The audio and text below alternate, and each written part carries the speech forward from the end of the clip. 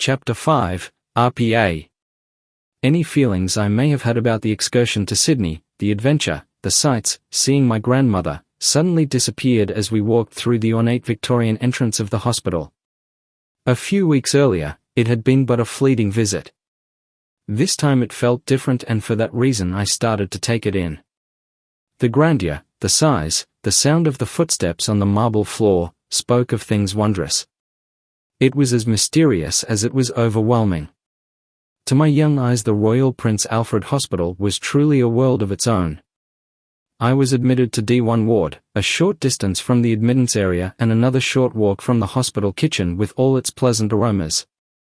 I was excited to find that my bed was out on the side veranda. It provided a captivating view of the garden and trees overlooking Gloucester House. My mother too thought it lovely. I could sense she was relieved.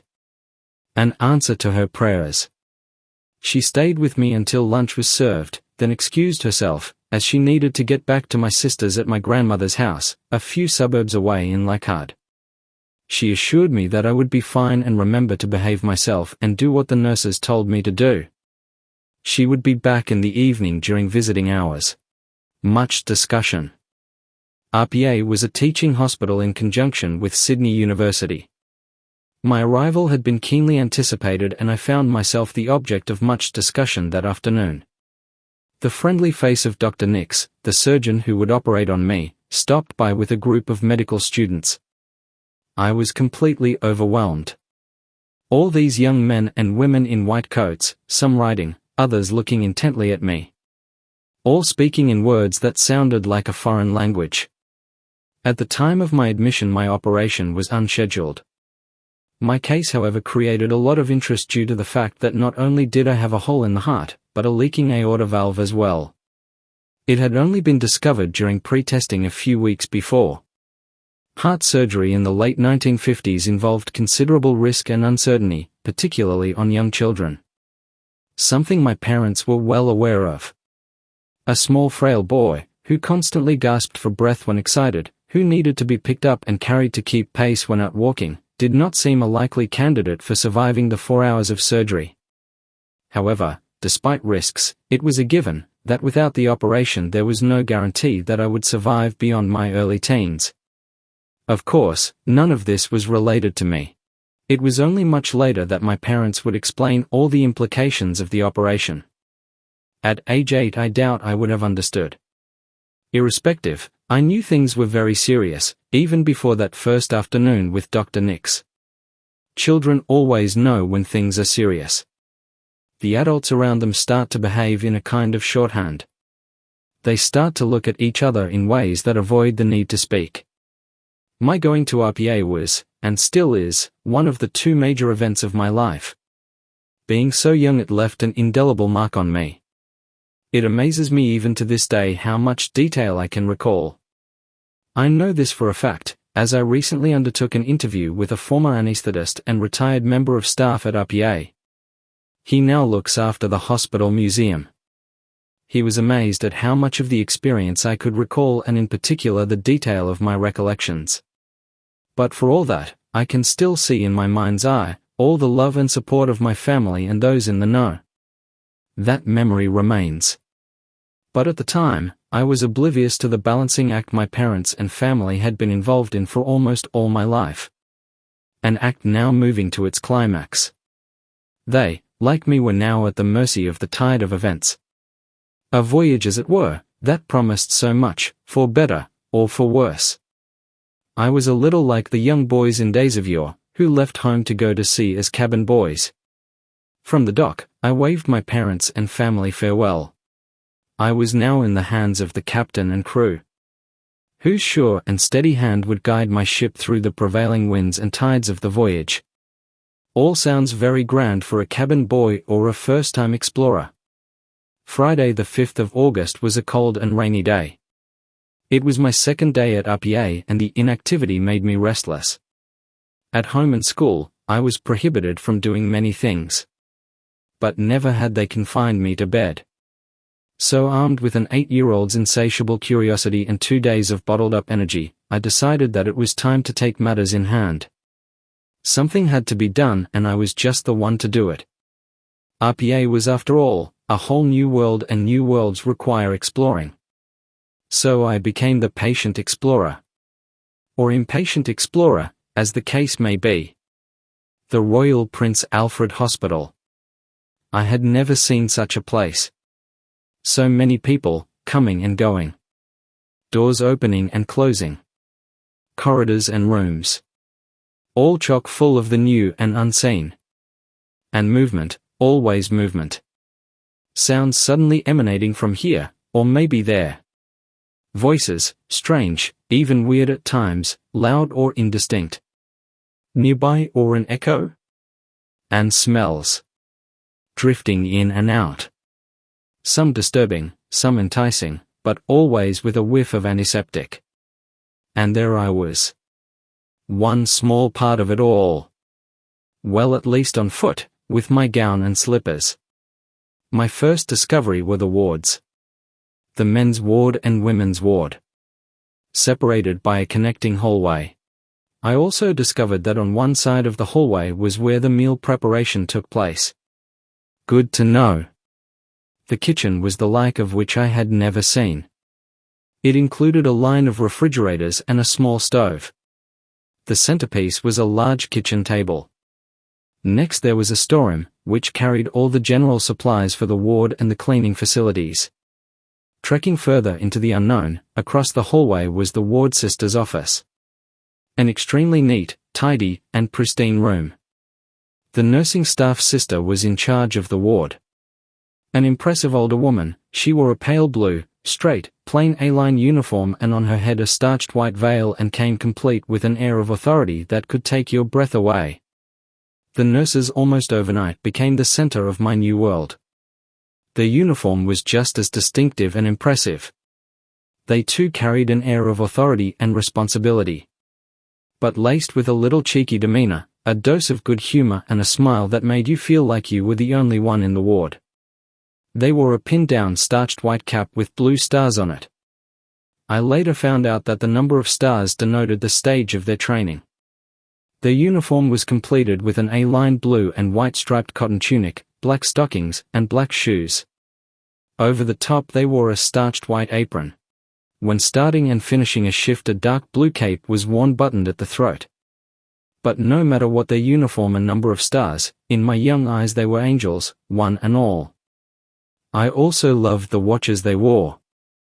Upside down, they fascinated me. Pinned to the top left side of their white starched apron. They used it when taking your pulse, part of their routine and all done manually. I will never forget their caring and consoling ways. No matter what their age, they all seemed such pretty girls. But girls who were strict and dutiful. Well, mostly. They always found time or a moment here or there, to be a bit cheeky and have a bit of fun. As angels do. It was called uptime and you got to know it very quickly. One of the nurses would call this out as she pushed a small upright wooden trolley. The top shelf of the trolley was divided into small holding bays with glass beakers that contained a red-colored sterilizing solution.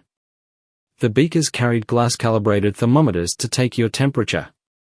Under the top shelf of the trolley you would find all manner of things that the nurse might need.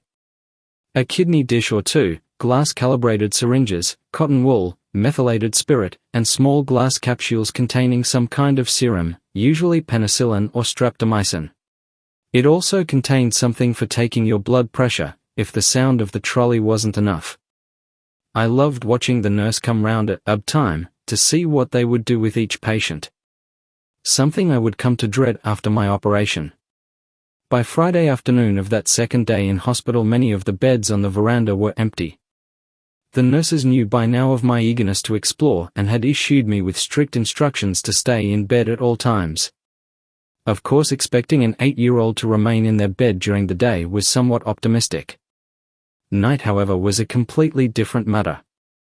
Bed 14 was my bed and it was closest to the glass-paneled side of the eastern veranda. Next to me were beds 15 and 16. They were between my bed and the bedpan room, closed off by a mesh and glass-paneled door. On my first night I had learnt that I could watch the propeller-driven aeroplanes descend above my windows, as they whirred and screeched into landing at Sydney's Kingsford Smiththorpe. A little more than a few miles away as the crow flies. Outside my ward, but still within the enclaves of the hospital, was a quadrangle with a 2-story walkway surrounding a courtyard with a fountain. Bench seats, fern gardens, and flowerbeds made this a sought-after place for patients and their visitors during the day. It had wonderful ambience by day, but at night it took on a mystical, almost magical appearance. And as such required further and immediate investigation. And I would have too, if I hadn't been waylaid by the Sandman. But I would not be denied. Waking early next morning and kitted out to combat the cold in my winter PJs, dressing gown and slippers, I slipped out of bed 14 and set off to make my rounds in the early morning light of the next day. Unfortunately, before I got very far, I ran into someone else making her early morning rounds. Matron. She politely inquired just where I thought I might be going, as it was early and the toilets were in the opposite direction. She suggested that as I was new, I was perhaps a little disorientated and suggested I would be well served by returning to my ward and my bed, immediately if not sooner. I complied. After all, a good explorer knows when to pay heed to the advice of the local chief. My path alone. Dr. Nix came round to see me Friday afternoon with Dr. Leroy. I was to be operated on early Monday morning and Dr. Leroy would be assisting. His timing was perfect as my mother arrived at the same time. Surgery was scheduled for 8 a.m. Monday the 8th of August. 8 a.m. on the 8th of the 8th.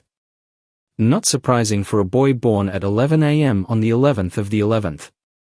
This prompted a round of visits starting with my grandmother that night. Then Mum and Dad and the family came in on the Saturday and Sunday to break the boredom and see how I was going. I had much to report to their delight and offered them a guided tour of my brave new world. But as they were pushed for time they declined.